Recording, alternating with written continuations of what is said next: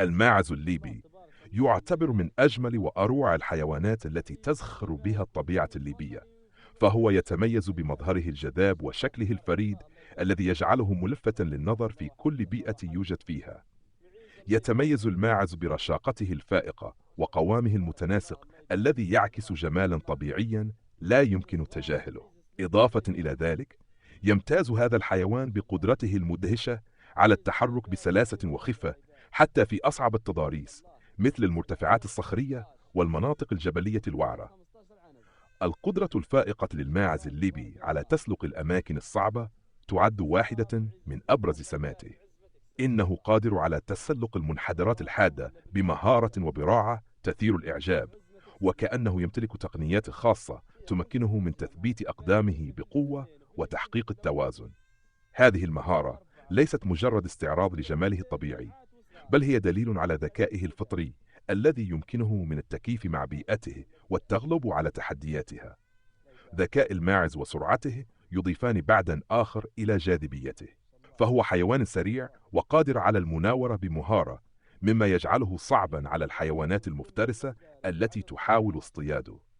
في مواجهة أي تهديد، يعتمد الماعز الليبي على خفته وذكائه في الهروب والمراوغة، مما يعكس شجاعة وحنكة ملفتة للنظر. هذه الصفات تجعله مثالاً للحيوان الذي يجمع بين الجمال الطبيعي والقدرة على البقاء. ألوان الماعز الليبي تضيف لمسة من السحر إلى هذا الحيوان. تتنوع ألوانه بين الأبيض الناصع والبني الداكن والأسود اللامع، مع وجود تدرجات وأشكال متنوعة في بعض الأحيان تجعل كل فرد منه مميزاً عن الآخر. أما صغار الماعز فتعتبر من أجمل ما يمكن رؤيته، بفرائها الناعم وألوانها الرقيقة التي تتنوع بين الأبيض والبني الفاتح. حركتها المرحة وعيونها البريئة تضفي شعورا بالبهجة، وتجعلها محط إعجاب الكبار والصغار على حد سواء. إضافة إلى جماله الخارجي، فإن الماعز الليبي يعتبر خيارا مثاليا للتربية في المنازل والمزارع، فهو حيوان ودود وسهل التعامل، ويضفي على المكان الذي يعيش فيه جمالا طبيعيا وارتباطا فريدا بالطبيعة. سواء كنت في الريف أو حتى في المناطق السكنية، يمكن للماعز أن يكون رفيقا ممتعا ومصدر سعادة لا مثيل له.